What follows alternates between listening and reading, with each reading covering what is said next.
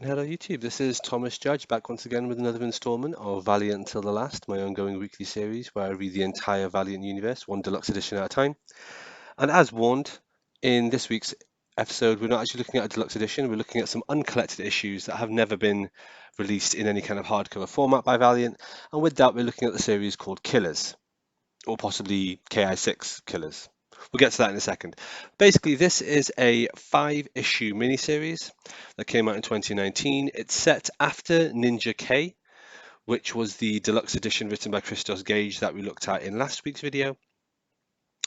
As I say, it's a 5-issue miniseries. It's been collected as a trade paperback, which is available, but it's never been collected as a deluxe edition or any other kind of format. So there we have it. It's written by Clay B. Moore, which I wouldn't normally make a point about, but it's going to tie into something which I'll talk about when I talk about the writing of the miniseries.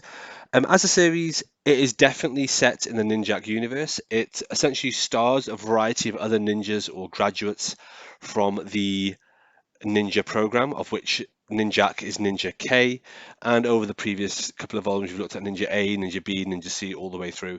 So, literally within the first couple of pages, I realized that what we were looking at was a particular ninja from the ninja program who we'd actually come across in the Christos Gage series, and I was interested to learn more about them.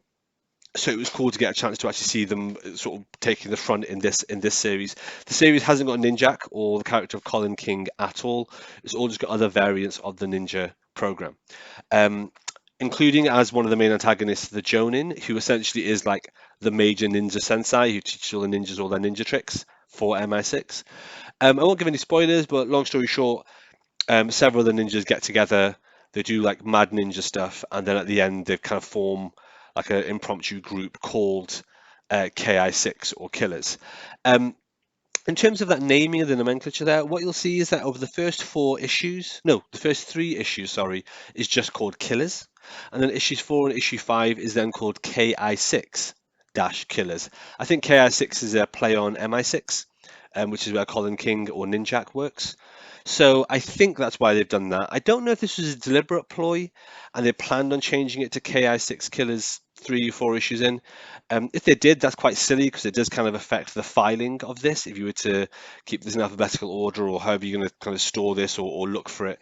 But maybe it was deliberate, maybe it wasn't. I don't know. But as it is now, it ended up being branded KI-6 Killers towards the end. And like I say, it's a self-contained story about these ninjas. It fits in after the Christos Gage series, and there we are. It's a pretty decent read. There are 2 flaws with this read, which I'm going to point out. One is there were a couple of points where some of the writing was jarringly bad.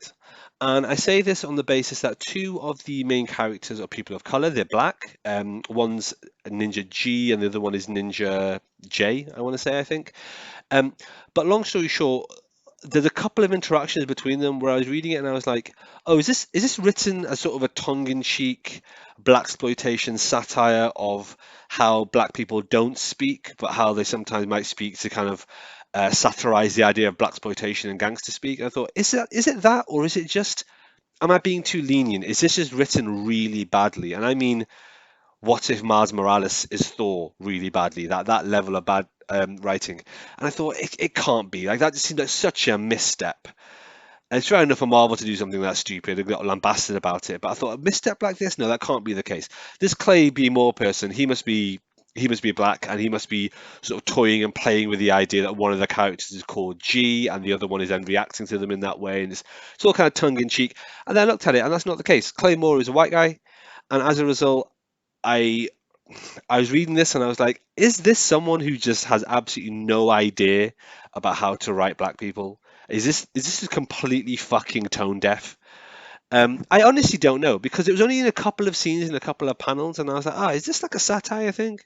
Is this the sort of thing a writer like Mark Bernardin would have like put in there, but it'd be like quite a clever deconstruction of the fact that they're assassins and they're ninjas, but they're black, but they have code names. One of them's called G. Maybe. But with Claymore, I don't have that basis to think that's the case. It's like I think maybe this is just really bad fucking writing. So that was kind of annoying. But having said that, that's literally only for 1 or 2 pages, and the rest of it is consistently pretty solid, which again makes me think like surely this can't be just bad writing because the rest of it's reasonably decent. So that was weird. And when you read it, you'll see what I mean, and you'll also probably find it quite jarring and be like, "What is this? Is this a satirical deconstruction of modern ebonics, or is this just someone just being really stupid and racially insensitive?" Like it's kind of hard to tell. Um, so with that caveat as one thing about this I wasn't sure about. The other thing about this I'm not sure about is brace yourself if you've watched my reviews about Ninjak. There is yet another magical monk referred to in this. So I mentioned this in one of my reviews of the Ninjak Deluxe editions, where basically I was like, in the Harbinger series, they have the Bleeding Monk, who's some dude on a mountaintop in the Himalayas who's got magical powers, and he's called the Bleeding Monk. In Ninjak, they reveal the existence of another one called the Undead Monk, who's a completely different dude, sits on top of a mountaintop in the Himalayas, loads of magical powers. And now in this, they kind of review a third guy. And revealing a third monk, this is the Burning Monk who's able to walk and talk and stuff, but he's just on fire the entire time. Like I said this jokingly in my review on the Ninja Deluxe editions, which it feels like in the Valiant universe, you went to the Himalayas, you would be tripping over magical monks on every single goddamn mountaintop. Well, this only makes it even worse. So now there's three magical monks, all unrelated, all in the Valiant universe, all as sort of alpha level, super powered mystical threats. Really? Really? Is this what we're doing?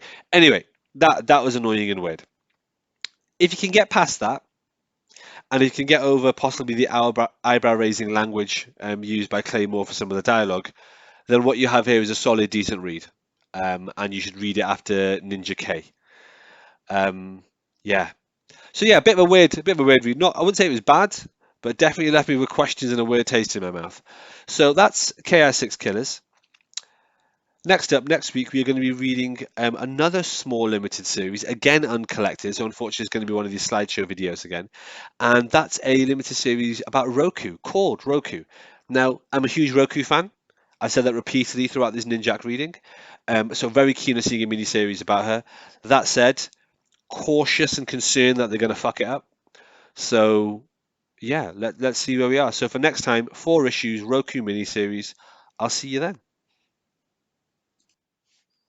All right, thanks for watching, everybody. As always, please like, comment, subscribe. As always, please follow me on Twitter at I am Thomas Judge, where I will post a daily review of whatever comics I've been reading. You can get an idea of what I'm up to on the channel. And as always, please support the channel by heading over to Amazon.com and checking out my prose novel about superheroes.